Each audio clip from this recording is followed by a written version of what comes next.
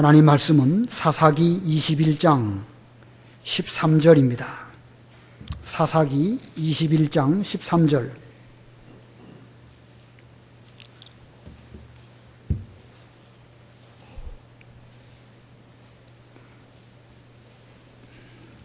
사사기 21장 13절.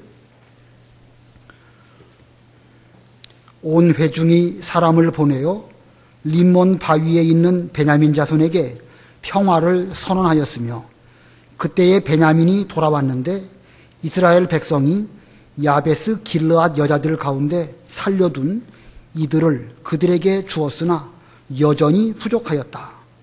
백성이 베냐민으로 인하여 뉘우쳤으니 여호와께서 이스라엘 지파 가운데 하나를 사라지게 하셨기 때문이다.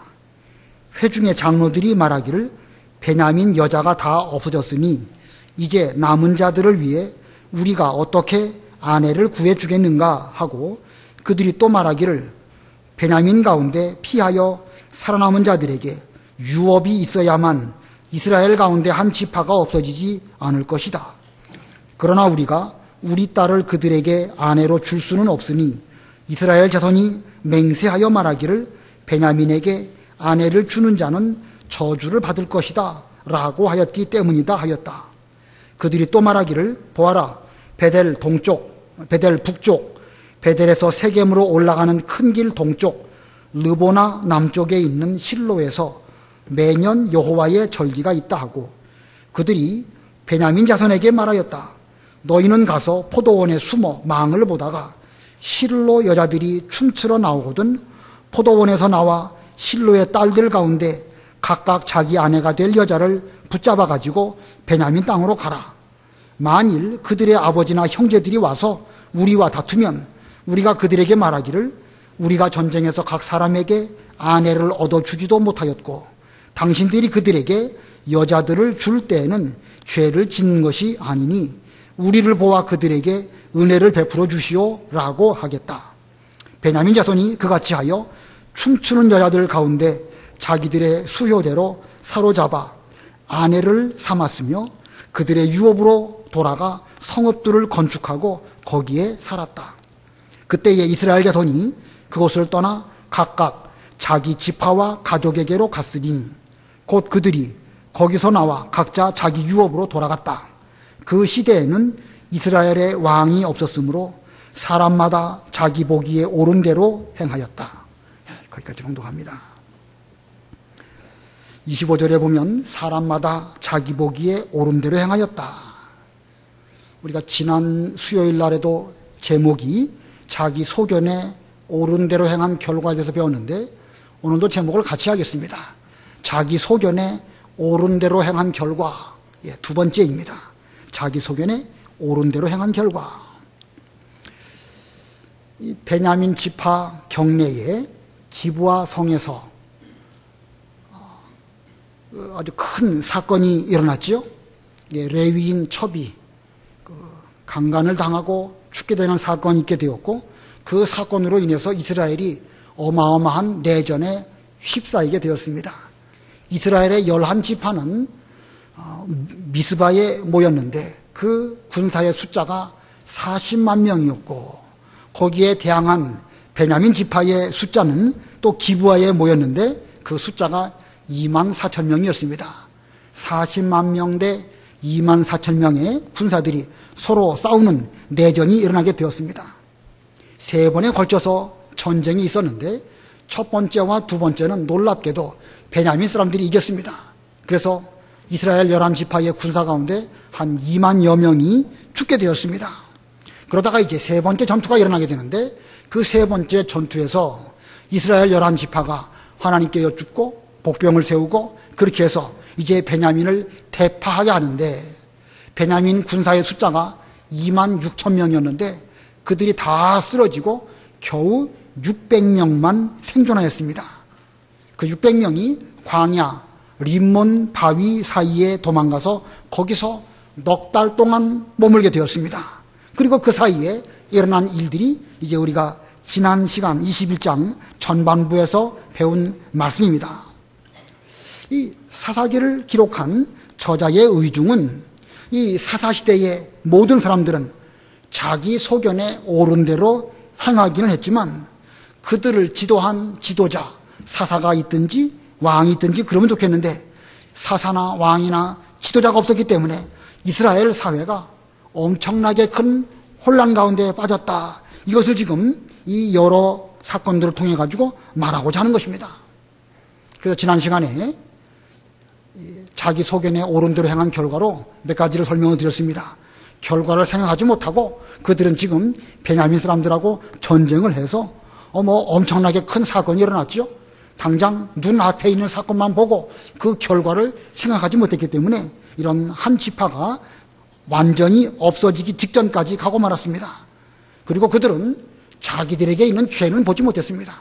상대방의 죄는 크게 보면서 자기 속에 있는 자기 죄는 보지 못한 결과가 이와 같은 일을 초래하게 된 것이고 그들이 자기 소견에 옳게 한 행동을 해왔기 때문에 결국은 방법도 옳지 못했습니다.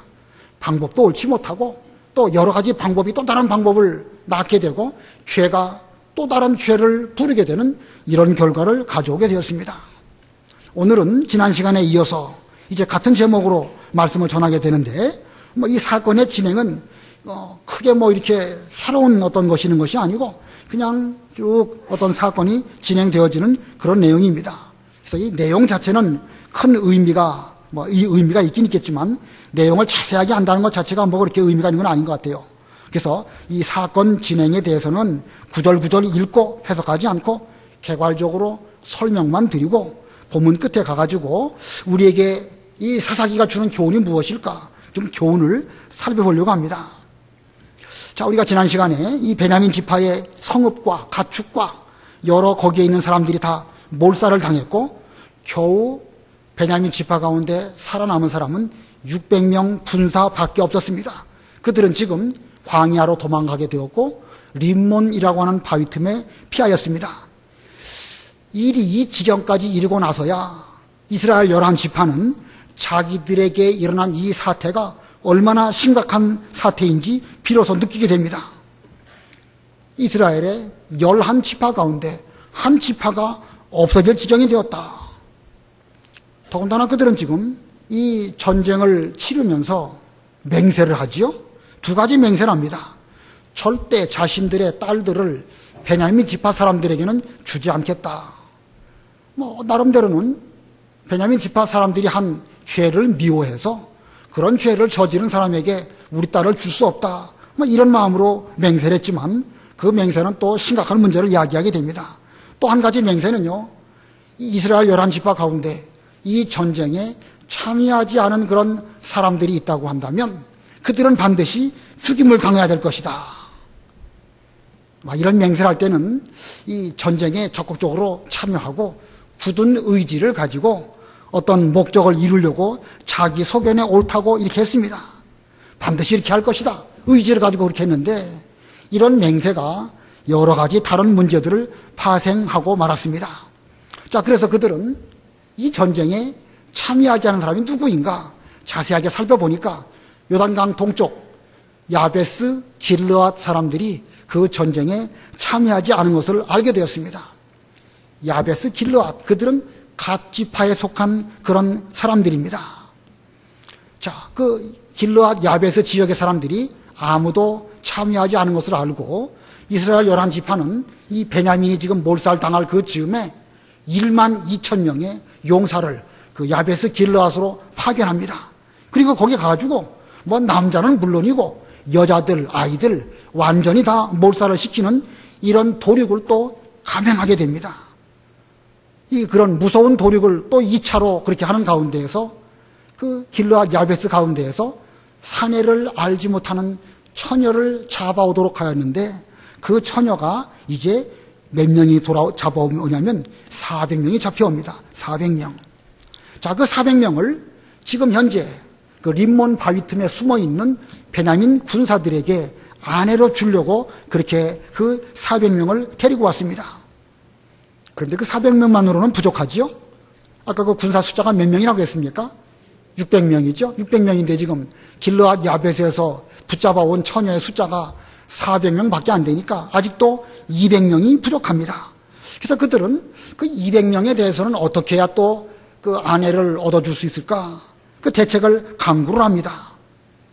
그리고 그들은 생각해낸 것이 이스라엘 백성들은 어떤 절기 때마다 실로에 모여서 절기를 지켰습니다. 그 당시에 실로, 세겜성 옆에 있는 실로라는 곳은 하나님의 언약궤 모셔둔 곳이고 거기가 곧 성소였습니다. 이 절기가 어떤 절기인지는 의견이 분분한데 아마도 유월절 절기였을 것이다. 이렇게 생각이 듭니다. 이스라엘 백성들은 출애굽할 때의 유월절을 지켰고 홍해를 막 건너가게 되었고 홍해를 하나님의 능력으로 건너게 된 것에 대해서 감사함으로 모세의 누이인 미리암이 여러 여인들과 더불어서 소고를 가지고 춤을 추면서 하나님께 감사 찬송을 드린 그런 일이 있었습니다. 그래서 그들은 유월절을 맞이하면 그때의 그 사건을 기억하면서 여호와 앞에서 기쁨으로 춤을 추는 그런 풍습이 있지 않았을까 이렇게 생각이 듭니다. 자, 이런 풍습이 있었는데 그 풍습을 따라서 여인들이 춤을 출 때에 이 베냐민 사람들로 하여금 그 근처 포도원에 이렇게 숨어 있다가 여인들이 나와가지고 춤을 추면 그 여인들을 붙잡아가지고 자기 집으로 데리고 가서 아내로 삼읍시다. 이런 방안을 찾아냈습니다. 옛날 우리나라에도 그 보쌈하는 그런 일이 있죠. 시집을 못 간다든지 과부를 데려와야 된다든지 남자가 결혼을 못했다든지 여러 가지 이유 때문에 보쌈하는 풍습이 있었는데 본문에서도 그와 같은 일들이 일어나고 말았습니다. 본문 19절로 21절 읽어보세요. 19절 그들이 또 말하기를 보아라 베델 북쪽 베델에서 세겜으로 올라오는 큰 길 동쪽 르보나 남쪽에 있는 실로에서 매년 여호와의 절기가 있다 하고 그들이 베냐민 자손에게 말하였다. 너희는 가서 포도원에 숨어 망을 보다가 실로 여자들이 춤추러 나오거든 포도원에서 나와 실로의 딸들 가운데 각각 자기 아내들 여자를 붙잡아 가지고 베냐민 땅으로 가라. 예, 지금 이렇게 이스라엘 사람들이 베냐민 200명으로 하여금 이와 같이 보쌈을 할 수밖에 없는 그런 상황. 이게 왜 그런 것이죠? 이런 상황이 될 수밖에 없었던 것은 물론 베냐민 본인들이 죄를 지은 것도 있죠. 그러나 11지파가 이 전쟁을 하기에 앞서서 그 섣불리 맹세했기 때문에 그렇습니다. 그들은 자기 속에는 옳다고 생각하면서 그렇게 맹세까지 하고 말았습니다. 그러니까 자기의 딸들을 베냐민 사람들에게 줄 수는 없고 또 그러다 보니까 베냐민 사람들이 보쌈을 해가는 방법밖에는 없지 않겠는가 이렇게 생각해서 그와 같은 방안을 강구해낸 것입니다. 이렇게 보쌈하다 보니까 자기들 맹세는 맹세대로 지킬 수 있게 되었고 베냐민 지파는 베냐민 지파대로 아내들을 얻게 되어서 베냐민 지파가 멸절되는 것을 막을 수 있게 되었습니다. 아무튼 궁극적으로 목적을 이루기는 이루었지만 그 방법이 어떻게 좋은 방법입니까? 좋지 못한 방법입니까? 남자가 여자로 더불어 결혼해서 한 가정을 이루는 방법은 이렇게 보쌈을 한다든지 극단적인 방법을 하는 거 이건 비정상적인 방법입니다. 그것도 이스라엘 백성들이 이런 방법을 썼다는 것은 결코 바람직하지 않습니다. 그러나 현재 이스라엘 백성들의 상황은 이 방법밖에 없다고 그들 머릿속으로는 생각하였고 모든 사람들이 이 일에 동의해서 그대로 집행하게 되었던 것입니다. 본문 22절, 23절 읽어보세요. 22절 만일 그들의 아버지나 형제들이 와서 우리와 다투면 우리가 그들에게 말하기를 우리가 전쟁에서 각 사람에게 아내를 얻어주지도 못하였고 당신들이 그들에게 여자들을 주어 죄를 짓는 것이 아니니 우리를 보아 그들에게 은혜를 베풀어 주시오라고 하겠다.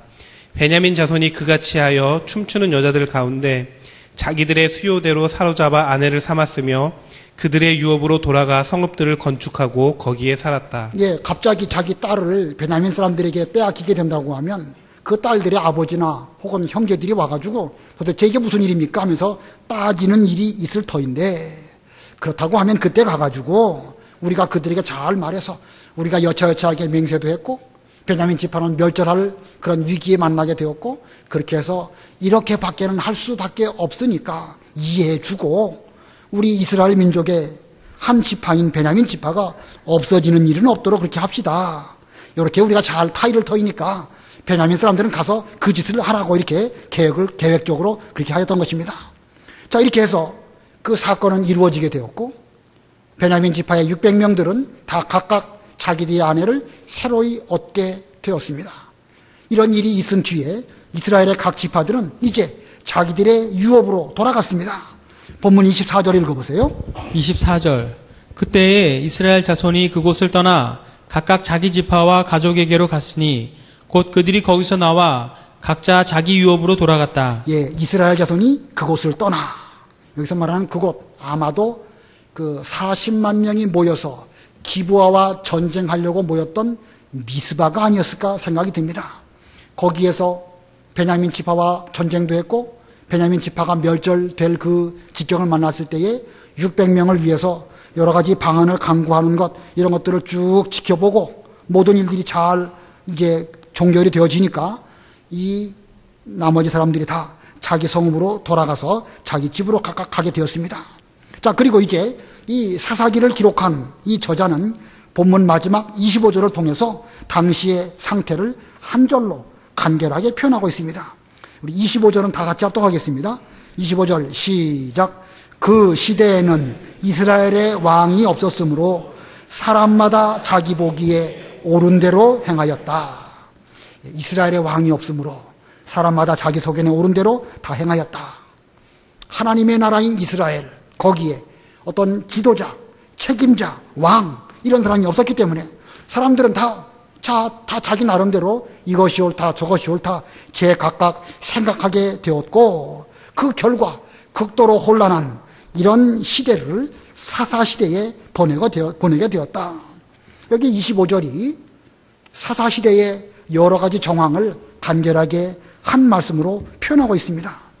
이 25절의 내용을 어떤 의미를 담고 있는지 이걸 일일이 다 설명하려고 하면 상당히 많은 시간이 걸리게 될 것인데, 너무 자세하게 설명하면 오히려 복잡하겠다 생각이 듭니다. 그래서 간결하게 이 사사시대의 본 사건이든지 아니면 사사기 전체를 놓고 볼 때에 그 시대의 모습이 어떠하였을까, 두 가지로 좀 말씀을 드리려고 합니다. 이 두 가지는 이 21장에 대한 요약이기도 하지만 사사기 전체를 대표하는 그런 요약이라고 할 수도 있을 것입니다.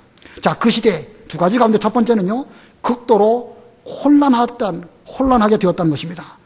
극도로 혼란하게 되었다. 우리는 이미 앞에 사사기 전체도 그렇지만 16장부터 21장까지 쭉 살펴보았습니다. 그들이 얼마나 혼란한 지경 가운데 이르게 되었는지 여러 사건들을 통하여서 이미 다 살펴보았습니다. 에브라임 산지에 미가라고 하는 사람이 그 어머니의 돈을 훔쳤다가 그 돈을 다시 갖다 주고 그 돈을 가지고 새겨 만든 우상, 부어 만든 우상을 만들어 놓고 그 집안에 이 레위 사람을 또 이렇게 처음에는 레위 사람 아닌 사람으로 제사장을 삼고 나중에는 레위 사람으로 제사장을 삼는 이런 일들. 그리고 단지파가 그 우상을 훔쳐가지고 저 북쪽으로 올라가가지고 그 우상을 자기 단 그 지파를 위한 우상으로 여호와 하나님을 섬기듯이 그렇게 섬겼다는 사실들, 레위인 처벌하는 내용들, 그리고 20장과 21장에 있어서 이스라엘의 내전들, 이런 거 다 살펴보았습니다. 얼마나 극도로 혼란한 이런 이스라엘 사회였는가, 우리가 이 사실들을 잘 보면 잘 알 수 있는데, 어떻게 하다가 이런 일이 일어났을까? 하나님 백성, 이스라엘 백성들 사회가 어찌하다가 이렇게 무시무시한 죄들이 저들 가운데 들어오게 되었을까?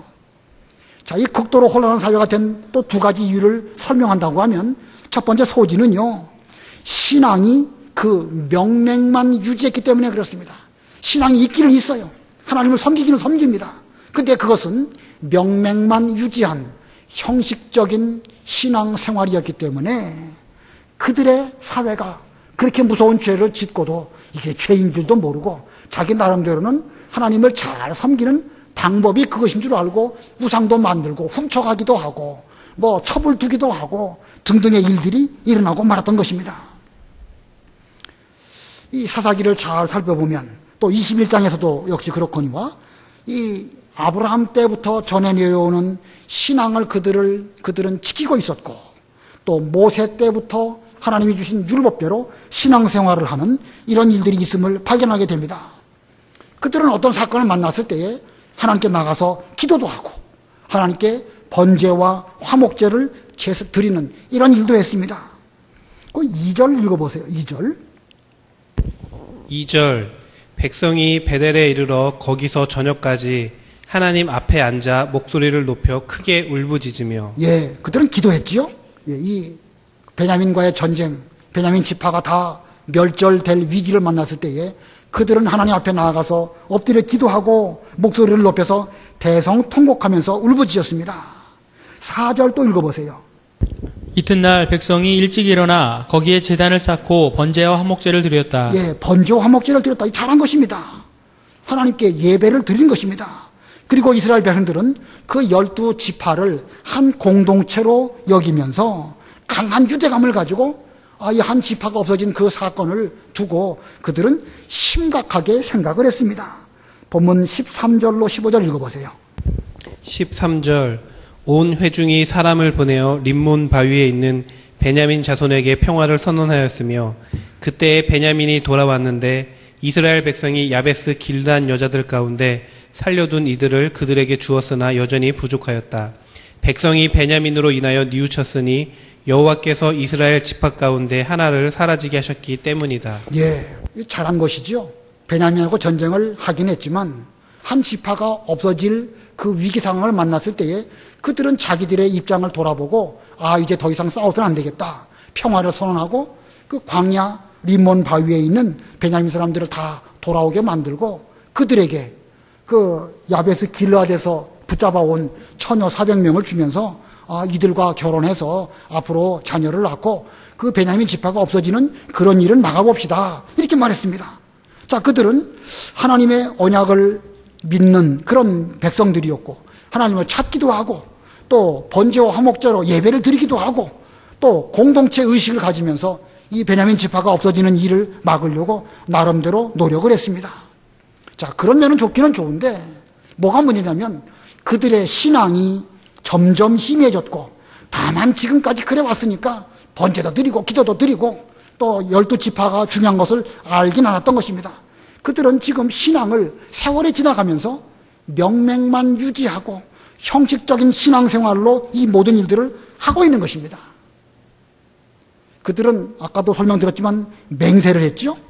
맹세하는 일, 하나님 아버지 앞에 자기가 한 말을 분명하게 지키고 신실하게 하고 진실로 이 말씀을 지키겠습니다. 이런 뜻으로 맹세를 하는 것입니다. 그러나 그들은 하나님 아버지 앞에서 진실하게 그 말씀을 지키겠습니다. 어떤 이런 차원으로 맹세한 것이 아니라 적어도 내가 이런 말을 했으니까 맹세를 했으니까 반드시 지켜야 된다. 이런 마음가짐으로 지금 여러 가지 일들을 하고 있는 것이 보여집니다. 이것이 곧 하나님 그 어떤 말을 했을 때에 혹시 말에 실수를 했다든지 죄 짓는 말을 했으면 그걸 진정으로 회개하고 하나님 앞에 나아가서 제가 여차여차해서 이런 말을 잘못 뱉었습니다. 어떻게 하면 좋겠습니까? 그래야 되는데 나는 한번 말을 뱉었으니까 나는 지켜야 된다. 이렇게 하고 있는 거 보면 그들의 신앙 상태가 지금 상당히 형식적인 상태가 되었다는 것입니다. 왜 그들의 신앙이 형식적이 되었을까요? 오랜 시간 나름대로는 하나님의 백성이라고 하면서 그 신앙을 지키기는 지켰는데 그것을 믿음으로 하나님께서 아브라함이나 모세에게 주신 말씀을 내가 목숨 걸고 지켜야 되겠다. 이런 마음가짐이 아닙니다. 그냥 오랫동안 지켜왔으니까 관습적으로 지키려고 한 것입니다. 그 내면에는 오히려 신앙은 없습니다. 이게 무서운 거예요. 세월이 사람을 그렇게 만듭니다. 모세에게 잘 배우고 여호수아에게 잘 배우고 그리고 그 하나님의 언약대로 가나안 땅 들어와서 살기는 사는데 얼마 동안 살다 보니까 100년 지나고 200년 지나고 한 300년 그쯤 되니까 이 사람들이 신앙생활을 하기는 하는데 믿음을 가지고 하는 것이 아니고 언약을 붙잡고 하는 것이 아니라 세월이 지나온 동안에 그냥 그렇게 굳어진 것입니다. 그러고 보면 세월은 참으로 무서운 것이고 세월은 얼마든지 우리를 그렇게 만들 수 있습니다. 형식적으로 변질된 신앙, 이거 참 무서운 것입니다. 세월은 우리를 얼마든지 그렇게 할 수 있다는 것입니다. 자, 그 다음에 두 번째 이유, 그들의 그 극도로 사회가 혼란하게 된 이유의 두 번째는요, 이 자기 생각이 옳다는 생각에 매여 있기 때문에 그렇습니다.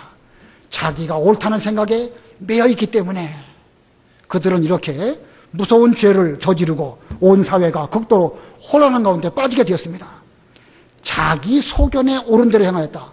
여기 이거 화면에는 자기 생각이라고 했는데 이 본문대로 한다고 하면 자기 소견입니다. 개역성경 표현대로 자기 소견. 이 사람의 판단은 어느 한 일부분만 보고 이게 옳다 이렇게 판단하게 되면 대단히 위험할 수 있습니다. 전체를 보고 종합적으로 어떤 일을 판단하여야 그 판단이 건강한 판단이 되는데 전체를 보지 못하고 자기 소견으로 어느 한 부분만 보고 이게 옳은 것이구나 라고 하면 그 판단은 잘못될 수도 있고 잘못된 것은 또 다른 잘못을 불러일으키게 되고 점점 복잡한 일은 일어날 수밖에 없습니다. 지금 이 사사시대 사람들이 지금 이런 가운데 있는 것입니다. 약간은 신앙적으로 어느 정도는 관습적으로 여러 가지 신앙생활을 하고 있는데 그런 가운데서 자기 생각이 옳다고 지금 이게 빠져 있는 거예요. 부분적으로는 옳지만 종합적으로 보면 상당히 위험한 가운데 있습니다. 그래서 그들은 전체를 보지 못하고 자기가 생각한 판단이 옳다고 보고 그대로 어떤 일을 하고 말았습니다. 베냐민 지파하고 전쟁하면서 맹세를 했다. 절대 딸을 주지 않겠다고 맹세했다. 어떤 그 의를 세우기 위해서 맹세했다. 그 자체를 놓고 볼 때 나쁘다고 말할 수는 없습니다. 의를 세우기 위해서 내가 굳은 마음의 결심을 한다. 그건 잘한 거예요. 그러나 그 일이 얼마나 위험한 일을 초래할지까지는 생각을 못했습니다. 또 그 맹세 때문에 또 다른 죄를 저지르고 또 다른 죄는 또 다른 죄를 저지르고 말았습니다. 야베스 길르앗 그 사람들을 몰살을 시켰다. 이게 뭐 얼마나 위험한 일입니까? 법도 없고 칠서도 없습니다. 야베스 길르앗 사람들이 왜 전쟁에 참여하지 못했을까? 좀 살펴봐야 됩니다. 혹시 전령을 보내긴 했는데 가다가 전령이 그 소식을 전달하지 못했는지 그들 가운데 무슨 문제가 있어가지고 여기에 참여하지 못했는지 좀 와가지고 좀 뭐 알리바이를 댄다든지 뭐 여러 가지 말을 좀 들어본다든지 그래야 되는데 일단 군사부터 보내고 나는 것입니다. 그들이 왜 일단 군사부터 보냈죠?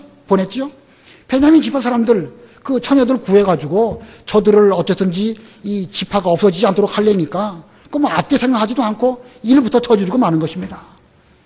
실로에 가서 춤추는 여자들 가운데에서 보쌈을 해왔다. 그것도 역시 마찬가지입니다. 지금 급하거든요. 베냐민 지파를 위해서 처녀들이 더 필요한데 어떻게 하면 좋을까? 이들은 지금 수단 방법을 가리지 아니하고 자기들이 옳다고 생각하는 거기에 빠져가지고 거기에 매여 있는 거예요.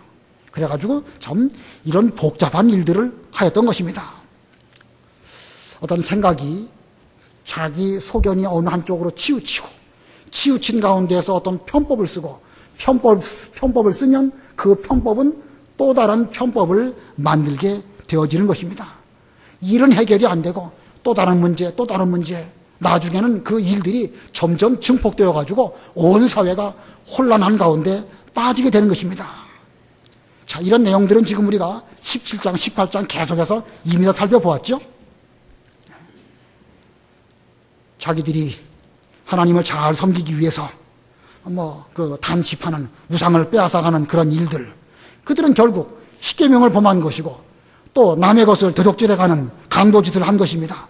그럼에도 불구하고 전체는 보지 못하고 자기 소견에 옳다고 생각하면서 아주 복잡한 일들을 만들고 끔찍한 결과를 초래하고 말았던 것입니다. 그래서 사사시대의 사회는 극도로 혼란한 그런 사회가 되었습니다. 사사시대 사회가 왜 극도로 혼란하게 되었는가? 두 가지 말씀드렸어요. 첫 번째가 뭡니까? 형식적인 신앙생활이에요. 아까 길게 말씀드렸지만 형식적인 신앙생활 때문에 그런 것이고, 두 번째는 자기 소견대로 행했기 때문에 그런 것입니다. 우리가 이 사사기를 배우면서 어쩌면 이 사사시대의 이 생활 모습이 오늘날 우리가 살아가고 있는 이 사회나 우리 교회의 모습과 이처럼 똑같은가? 저도 그렇고 여러분도 그렇게 느끼셨을 것입니다. 어쩌면 그렇게 인간 사회는 복잡한 것처럼 보여도 반복되어지는가? 지금 오늘날 우리들도 형식적인 신앙생활 가운데 살아가고 있고 어느 면에서는 자기 소견에 옳다고 여기면서 나름대로 행동하기 때문에 오늘날 우리 국가적으로나 교계적으로나 교회적으로나 여러 가지 복잡한 일들이 이렇게 일어나고 있는 것입니다. 부분적으로 보면 그게 나쁜 건 아니에요.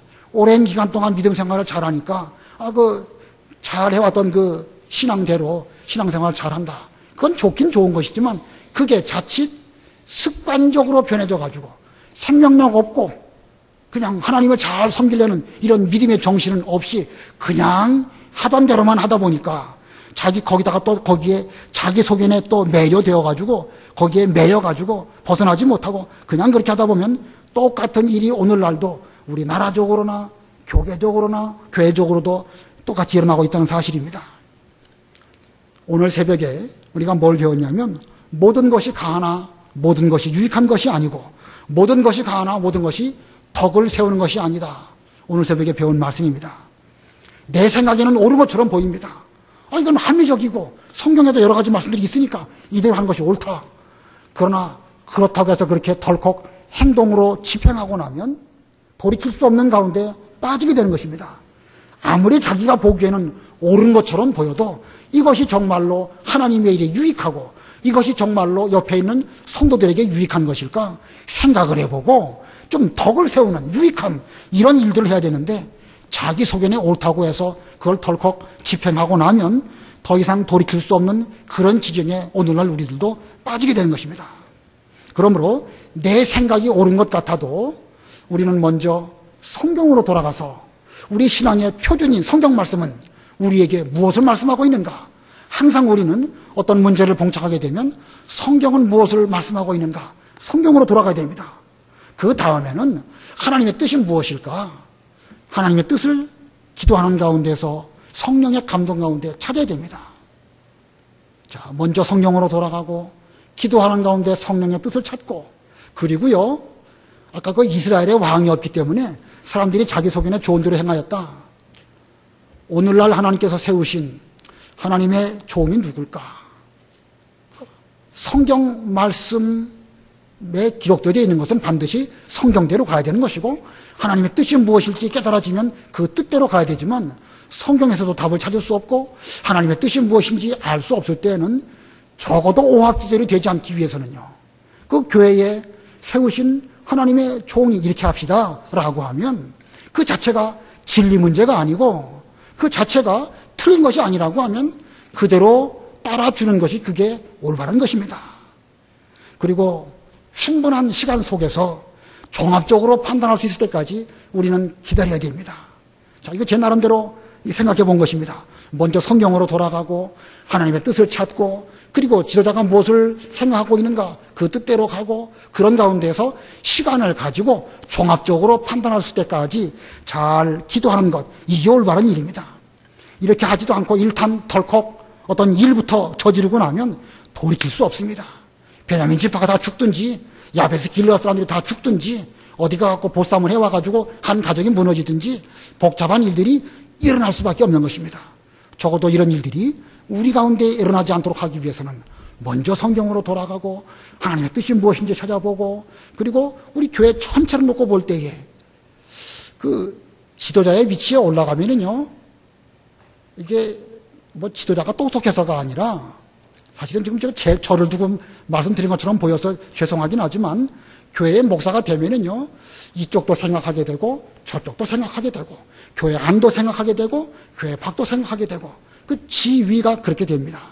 그렇기 때문에 여러 가지 일들을 종합적으로 볼 수밖에 없고 이걸 일일이 다 설명드릴 수도 없습니다. 설명하면 오히려 자신들의 신앙에 손해가 될 수도 있고 복잡한 일이 있을 수도 있기 때문에 목사들 입장에서는 그래도 어떤 일이 있을 때에 이렇게 합시다. 제가 보기엔 이게 옳습니다. 이렇게 말하면 그걸 따라야 그 교회가 적어도 오합지졸은 되지 않는 것입니다. 그리고 이제 시간을 좀 가지고 기도하는 가운데서 종합적으로 판단하는 이것이 바람직한 방법으로 여겨집니다. 자, 크게 두 번째 대지입니다.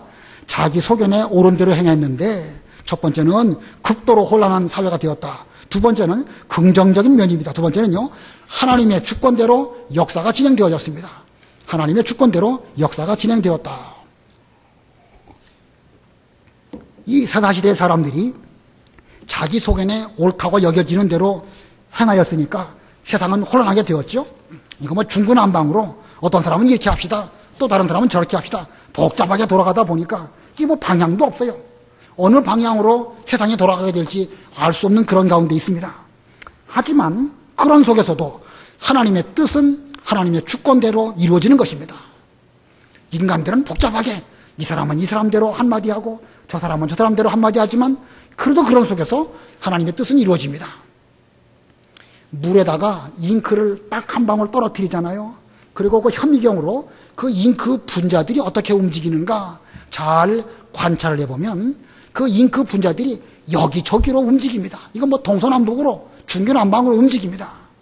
그래도 좀 멀찍이 떨어져서 보면은요, 점점 그 잉크 물은 전체 물에 퍼져나가게 되는 것입니다. 인간 세계도 자세하게 들여다보면 다 각각 자기가 옳다고 여기면서 목소리를 높이고 서로 이렇게 투쟁하는 이런 세상입니다. 그것만 보면 이래가지고 무슨 결집된 힘이 있고 이래가지고 무슨 하나님의 뜻이 이루어지겠는가 이렇게 생각이 들지만 시간 속에서 보면 하나님의 일은 하나님의 뜻대로 이루어진다는 사실을 알 수가 있습니다. 하나님께서는 그런 속에서도 세우실 분을 세우시고 패할 사람을 패하시면서 복음운동은 생명력을 가지고 계속 전개되어져 나가는 거, 이게 인간 역사입니다. 우리는 이 사사기 이후에 이제 또 룻기를 배우고 그 이후로 사무엘상을 배우게 될 터인데, 이 사무엘 선지자 시대에 이 기스의 아들 사울이 왕으로 세워지게 됩니다. 사울은 어느 지파 사람이지요? 베냐민 지파. 자, 만일 이 사사기 21장에서 베냐민 지파가 아주 멸절했다고 하면 이 사울 왕은 역사 속에 등장하지 않았을 것이고, 신약 성경에 나오는 위대한 사도 그 바울도 또 등장하지 않았을 것입니다. 그러나 하나님의 주권 속에서 하나님의 일은 하나님의 뜻대로 이루어지는 것입니다. 이 사무엘상 맨 끝에 가면 이 사울 왕이 죽게 됩니다. 사울 왕이 죽었을 때에 누가 사울 왕의 시체를 가져다가 장례를 치러주게 되죠? 어디 사람들이죠? 야베스 길르앗 사람들. 자, 그걸 볼 때에 우리는 이 본문 가운데서 이 베냐민 600명들이 그 야베스 길르앗 사람들, 처녀들을 데려다가 이렇게 결혼했거든요. 그런 면으로 볼 때에 그 기스라는 사람, 사울의 아버지인 기스가 그 600명 가운데 한 사람이 아니었을까 추정을 해봅니다.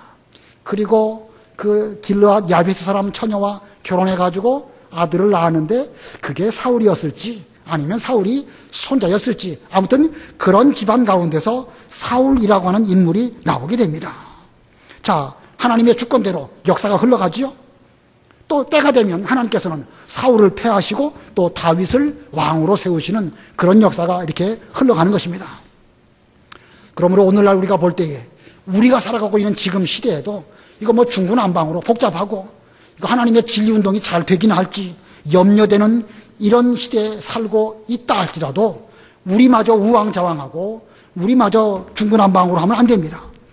이때에 우리는 나에 대한 하나님의 뜻이 무엇일까? 나로 하여금 먼저 복음을 주시고 나로 하여금 은혜를 받게 하신 목적이 어디에 계실까? 생각해 보면서 우리는 성경으로 돌아가서 성경대로 신앙생활하고 하나님의 뜻을 찾는 기도를 하고 그리고 충분한 시간 속에서 종합적으로 올바른 판단을 하도록 우리는 잘 준비하는 그런 우리가 되어야 됩니다. 자기가 옳다라고 하는 잘못된 편협된 생각 가운데 빠져버리고 나면 그는 큰 어리석음을 범하게 되는 것이고, 덜컥 그 일을 행위로 옮기게 되면 나중에 가서는 극단적인 상황까지 오게 되고 사회나 가정이나 교회는 혼란한 가운데 빠질 수밖에 없습니다. 우리가 사사기를 지금까지 다 잘 배우셨는데 이런 교훈을 잘 살피시고 적어도 우리만큼은 그런 극단적인 행동, 극단적으로 혼란한 그런 가운데 빠지지 않도록 하기 위해서는 어찌해야 될 것인가, 이런 지혜를 얻으시고 그 지혜대로 우리의 교회 생활, 여러분의 가정 생활 잘 하시는 여러분들이 다 되시기를 바랍니다. 기도하겠습니다.